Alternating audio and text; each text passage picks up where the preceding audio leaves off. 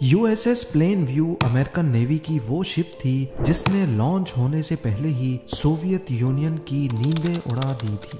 گہرے اور طوفانی سمندروں میں جہاں نارمل کامبیٹ شپس کو بہت ساری رکاوٹوں کا سامنا کرنا پڑتا ہے، وہیں یو ایس نیوی کی یہ نئی شپ لہروں کو بائی پاس کر کے پانی پہ تیرتی نہیں بلکہ لٹرلی اس کے اوپر اڑتی تھی۔ پر سوچنے کی بات یہ ہے کہ اگر یہ اتنی ایڈوانسڈ شپ تھی تو پھر آخر اس میں ایسے کیا مسئلے پیش آئے جو یو ایس نیوی کو اسے ہمیشہ کے لیے ڈی کمیشن کرنا پڑا۔ زیم ٹی وی کی ویڈیوز میں ایک بار پھر سے خوش آمدید۔ ناظرین، یہ بات ہے 1960s کی، جب ورلڈ وار 2 کے بعد امریکہ اور سوویت یونین کے درمیان کولڈ وار چل رہی تھی۔ دونوں کنٹریز اپنے الائز کے ساتھ مل کر طاقت کا بھرپور مظاہرہ کر رہی تھی۔ ہر کوئی صرف اس ریس میں لگا تھا کہ کیسے بھی کر کے خود کو دنیا کے سامنے زیادہ طاقتور دکھایا جائے۔ اب اس کام کے لیے ضروری تھا کہ ایسی چیزیں انوینٹ کی جائیں، ایسی ٹیکنالوجی اپنائی جائے جو دنیا نے پہلے کبھی نہ دیکھی ہو۔ یو ایس نیوی، جس نے ورلڈ وار 2 میں اپنی پرفارمنس سے پوری دنیا کے اوپر اپنا روب جمایا ہوا تھا، ان کا یہ روب سوویت یونین کی چند ڈیولپمنٹس کی وجہ سے اب خطرے میں پڑ چکا تھا۔ سوویتس نے ایسی ایڈوانسڈ لیول کی نیوکلیئر سب مرین بنانا شروع کر دی جن کا چاہتے ہوئے بھی یو ایس نیوی کچھ نہیں بگاڑ سکتی تھی۔ یہ سب مرینز پانی کے اندر قریب 75 کلومیٹرز پر آور کی سپیڈ سے ٹریول کر سکتی تھیں، جبکہ اس وقت یو ایس نیوی کی شپس اس سے کافی سلو چلتی تھی۔ نہ صرف ان کی سپیڈ بلکہ یہ 350 میٹر کی گہرائی میں جا کر خود کو پوری طرح سے یو ایس نیوی کے ریڈارز اور سونار اسکیننگ سسٹم سے چھپانے کی صلاحیت بھی رکھتی تھیں۔ امریکہ کو خطرہ تھا کہ سوویت سب میرینز یو ایس نیوی کی شپس کو آسانی سے فالو کر کے ان پر حملہ کر سکتی ہیں، اور اگر ان کی کامبیٹ شپس کے ریڈار پہ ڈیٹیکٹ بھی ہو گیا تو پھر بھی وہ سوویت سب میرینز کا کچھ نہیں بگاڑ پائیں گی، کیونکہ تیز چلنے کی وجہ سے نہ صرف ان کو پکڑنا مشکل تھا بلکہ اس وقت کے ٹورپیڈو میزائلز جو انڈر واٹر گائیڈڈ میزائلز ہوتے ہیں، ان کی سپیڈ بھی سوویت سب میرین سے کافی کم تھی۔ سوویت یونین کی سب میرینز کا معاملہ یو ایس نیوی کے گلے پڑ گیا تھا۔ ان سے نمٹنے کا ایک ہی سولوشن تھا کہ ایسی شپس بنائی جائیں جو سوویت سب میرین سے بھی زیادہ تیز چل سکے۔ یو ایس نیوی کے آفیشلز جو چیز ڈھونڈ رہے تھے وہ ایک اٹالین انجینئر 1906 میں پہلے سے بنا چکے تھے۔ انہوں نے ایک ایسی بوٹ بنائی تھی جو انڈر واٹر ونگز کے استعمال سے کافی تیز چل سکتی تھی۔ یہ انڈر واٹر ونگز بوٹ کے نیچے لگے ہوتے تھے، اور جب بوٹ تھوڑی سپیڈ پکڑتی تھی تو پانی کا پریشر ان ونگز کو اوپر اٹھا دیتا تھا۔ بوٹ کی باڈی پانی سے باہر ہو جاتی جبکہ صرف ونگز پانی کے کانٹیکٹ میں رہتے۔ ایسا کرنے سے پانی کی وجہ سے پیدا ہونے والا ڈریگ کم ہو جاتا تھا اور ظاہر ہے بوٹ زیادہ تیز چل سکتی تھی۔ اس ڈیزائن کو ہائیڈرو فوائل کا نام دیا گیا تھا۔ 1906 میں ہائیڈرو فوائل کی انوینشن کے بعد آہستہ آہستہ اس میں ایڈوانسمنٹ بھی آتی گئی۔ 1950s میں یہ ٹیکنالوجی کمرشل یاٹس اور بوٹس میں بھی اپلائی کی جا چکی تھی۔ ہائیڈرو فوائل کا یہ ڈیزائن یو ایس نیوی کو اچھا تو بہت لگا، لیکن اس میں ایک مسئلہ تھا۔ مسئلہ یہ تھا کہ یہ بوٹس صرف لیکس میں چل سکتی تھی جہاں پانی پرسکون ہوتا ہے، کیونکہ اوشن میں جہاں یو ایس نیوی کو ان کی ضرورت تھی وہاں لہریں بہت خطرناک ہو جاتی ہیں، اس لیے وہاں ان کے لیے تیز چلنا ممکن نہیں تھا۔ یہی وجہ تھی کہ یو ایس نیوی نے اسی ہائیڈرو فوائل کے ڈیزائن میں کچھ چینجز کرنے کا فیصلہ کیا۔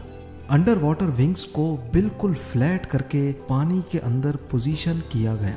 اس سے پانی کی لہریں بوٹ کی باڈی اور ونگز کے درمیان ہوتی تھیں، جس سے زیادہ لہروں میں بھی بوٹ کافی اسموتھلی اپنی تیز رفتار کو مینٹین رکھ پاتی تھی۔ اس نئے ڈیزائن میں مسئلہ صرف ایک تھا کہ ان ونگز کو کیسے بھی کر کے کنٹینیوسلی ایسے موو کرانا تھا جس سے بوٹ کی پوزیشن ہر وقت سیدھی رہے۔ خوش قسمتی سے یہ ٹیکنالوجی بھی 1960s میں بنا لی گئی۔ US نیوی کو اب یہ محسوس ہو چکا تھا کہ سوویت سب میرین سے مقابلہ کرنے کے لیے یہی ڈیزائن سب سے بیسٹ رہے گا۔ اس کنڈیشن میں یہ ہائیڈرو فوائل شپس سوویت سب میرینز کا پیچھا بھی کر پائیں گی۔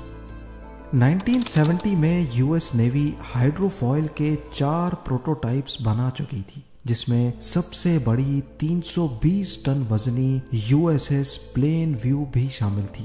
یہ اس وقت دنیا کی سب سے بڑی ہائی اسپیڈ ہائیڈرو فوائل شپ کہلائی جاتی تھی۔ سلو اسپیڈ پہ یہ ویسے ہی چلتی تھی جیسے دوسری کامبیٹ شپس چلتی ہیں، لیکن جب اس کی اسپیڈ بڑھانی ہو تو اس کے ہائیڈرو فوائلز کو ہائیڈرولک جیکس کی مدد سے نیچے کر دیا جاتا تھا۔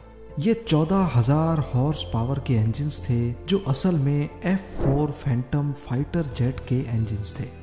پلین ویو اس انجن اور ہائیڈرو فوائل کی مدد سے 91 کلومیٹرز پر آور کی اسپیڈ سے چل سکتی تھی، یعنی سوویت سب میرین سے بھی 16 کلومیٹرز پر آور زیادہ۔ اس کے علاوہ پلین ویو پہ ایڈیشنل جیٹ انجنز لگانے کا آپشن بھی موجود تھا، جس سے وہ حیرت انگیز طور پہ 170 کلومیٹرز پر آور کی اسپیڈ بھی اچیو کر سکیں گی۔ ان سب چیزوں کے علاوہ پلین ویو میں بہت ایڈوانسڈ آٹومیٹک کنٹرول سسٹم بھی لگایا گیا تھا، جو ہائیڈرو فوائلز کو 10 فٹ کی ویوز میں بھی کنٹرول کر سکتا تھا۔ US نیوی نے ٹھیک ٹھاک خرچہ کر کے ان 4 ہائیڈرو فوائل شپس کو تیار کروایا، پر ان کی کنسٹرکشن میں ضرورت سے زیادہ ٹائم لگ گیا، قریب 14 سال۔ اور جب تک 1974 میں ان کو تیار کیا گیا تب تک ایسی دوسری ٹیکنالوجی بھی آ چکی تھی جس سے سب میرینز کو ٹریک کر کے ہیلی کاپٹر کے ذریعے ان کو نشانہ بنایا جا سکتا تھا۔ یعنی ہائیڈرو فوائل کو جس مقصد کے لیے بنایا گیا تھا وہ تو اب دوسرے طریقے سے بھی کیا جا سکتا ہے، لہٰذا اب ہائیڈرو فوائل کا کام صرف فاسٹ پیٹرولنگ کے سوا اور کچھ نہیں بچا تھا۔ اس کے علاوہ ان ہائیڈرو فوائل کے نقصانات ان کے فائدے سے بھی زیادہ تھے۔ ایک تو یہ کہ ان کی مضبوطی نارمل کامبیٹ شپس کے مقابلے میں بہت کم تھی۔ ان پر زیادہ وزن بھی نہیں لادا جا سکتا تھا، جس کا مطلب یہ تھا کہ یہ زیادہ ہیوی ویپنز بھی نہیں اٹھا سکیں گی۔ زیادہ فیول کنزیوم کرنے کی وجہ سے یہ کنونشنل شپس کے مقابلے میں کاسٹ افیکٹو بھی نہیں تھی۔ کل ملا کر بات یہ ہے کہ US نیوی کا یہ ایکسپیریمنٹ جہاں کسی حد تک کامیاب ہوا، وہیں کئی لوگ اس کے خلاف بھی ہو چکے تھے۔ دنیا کے سامنے خود کو مضبوط دکھانے کے چکر میں ہائیڈرو فوائل ایک کنٹروورسی بن کر رہ گئی تھی۔ کوئی بھی نہیں چاہتا تھا کہ نیوی کا زیادہ تر بجٹ ایک ایسے مقصد میں ضائع ہو جائے جو بہت کم کاسٹ میں بھی پورا کیا جا سکتا ہے۔ پر کیونکہ کولڈ وار میں دنیا کو کچھ نہ کچھ کر کے دکھانا تھا، اسی لیے 6 ہائیڈرو فوائل شپس صرف کوسٹل پیٹرولنگ کے لیے تیار کی گئی، جن کو پیگاسس کلاس ہائیڈرو فوائل کا نام دیا گیا۔ 10 سال تک یہ شپس سروس میں رہیں۔ اس کے بعد 1991 میں فائنلی سوویت یونین ٹوٹ گئی، کولڈ وار کا اختتام ہو گیا، اور ساتھ ہی 1994 میں ان ہائیڈرو فوائلز کو ہمیشہ کے لیے ڈی کمیشن کر دیا گیا۔ وہ شپ جو ایک دور میں اڑا کرتی تھی، آج ایسٹوریا کے ساحل پہ اس کا ملبہ لاوارث پڑا ہوا ہے۔ امید ہے زیم ٹی وی کی یہ ویڈیو بھی آپ لوگ بھرپور لائک اور شیئر کریں گے۔ آپ لوگوں کے پیار بھرے کامنٹس کا بے حد شکریہ۔ ملتے ہیں اگلی شاندار ویڈیو میں۔